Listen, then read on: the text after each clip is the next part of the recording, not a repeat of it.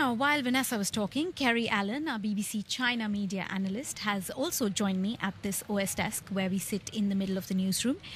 And Kerry, of course, we're going to talk to you about some China stories. And first, this really shocking video where a stabbing has been caught on camera. Someone comes and offers flowers but then stabs a Hong Kong lawmaker. Tell us more. Yeah, this has been dominating not only Hong Kong media but mainland Chinese media all of today. So there's footage of Junius Ho, who's a known pro-Beijing lawmaker, and he's somebody who's strongly condemned the Hong Kong protests. In fact, only a week ago he was talking about how protesters, violent protesters, could come out of nowhere. That was a line he'd used in an interview with CCTV.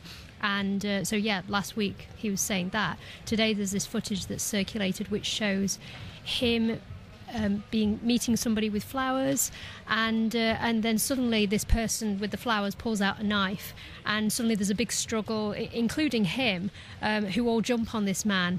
And yeah, what we've seen since is that he's been to hospital, he's given interviews with the press, and he's put a statement out on social media saying that he's okay.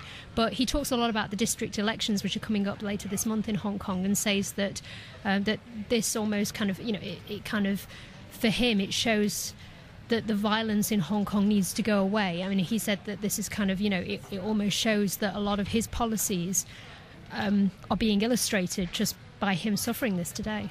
And correct me if I'm wrong, but I picked up that some people are doubting the veracity of the attack and that the video could actually be doctored. Yeah, there are questions about this. So the footage, some people have noted that somebody with a camera was filming before the stabbing started. It almost looks like the framing of this, there's the possibility that it could have been staged. There's a few rumours circulating. Another one that a very prominent Hong Kong newspaper called Ta Kung Pao, it announced on Facebook that he was in hospital and shared a video, but the date on this post was yesterday.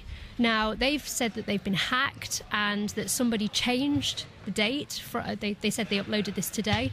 It's very difficult to firm this up at the moment. So yeah, they're just saying they've been hacked and that somebody changed the date. But there's a lot of questions about why would a prominent Hong Kong newspaper predate something. It just seems very unusual. We definitely have to come back to the story as and when we get to know more.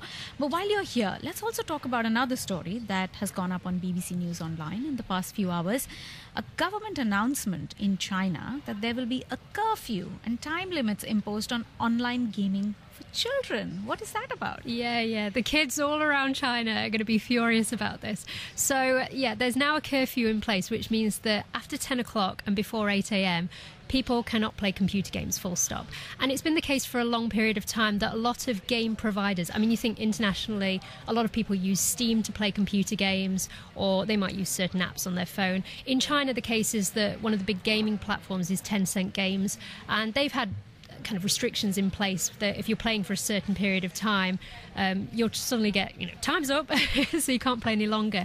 But now the government has made it mandatory that between these hours when a lot of people will be asleep, especially children, they're saying that you can't get on these gaming platforms anyway. So it's going to be the case that even children, if they've got a mobile phone, their parents have sent them to bed and they've turned the lights off, they can't even get on computer games in the dark. And bear in mind, China's media How can you not get on to your mobile in the dark? Who's going to come and police that? Well, they can use their mobile, but they can't play computer games. And what happens is, with a lot of these Chinese restrictions, bear in mind that China's media environment is so tightly controlled, people can't play internationally produced games. They can only play domestically produced games. So it's the pressure that's put on these platforms like Tencent Games that they have to implicate these restrictions. And so people, they can't just randomly get on a game that's hosted by some independent game producer.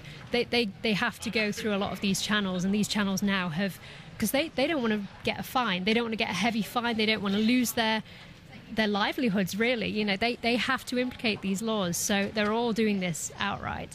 And have young people reacted yet? Yeah. A lot of people are quite angry about this.